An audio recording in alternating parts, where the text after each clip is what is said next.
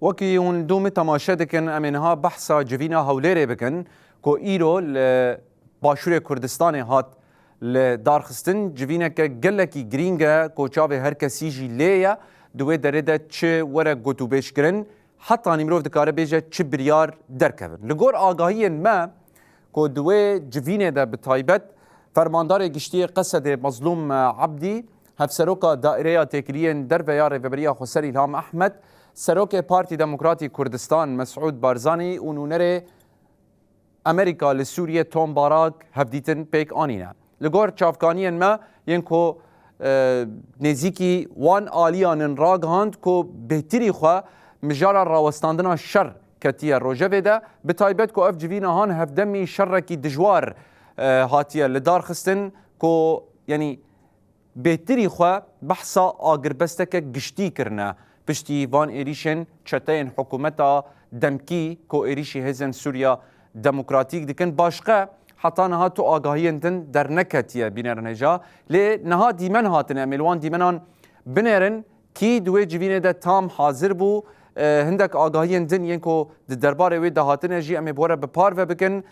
دوی جوینه ده چه هاتیه گوتو بیش کرن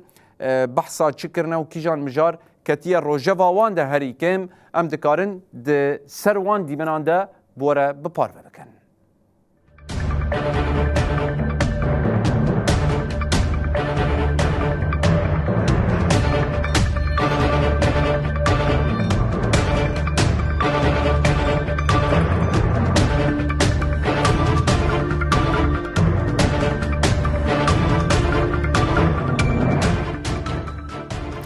وکی کو بیرویا پدکه داخیانی بلاف کریه دبیجه کو سروک مسعود بارزانی جوینک پای بلند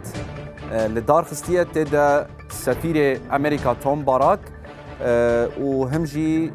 آلین روجاوای کردستان فرماندار گشتی قصد مظلوم عبدی و همجی هفسروکا دائره تکلین در بیار بری خسر الهام احمد و اندام فرمانداریا گشتی یا یپج روحلات عفرین آماده بونه و همجی سروک انکسه محمد اسماعیل بجداری وی جوینه بویا ده وی جوینه ده پیشوازیا بجداران هاتیه کرن و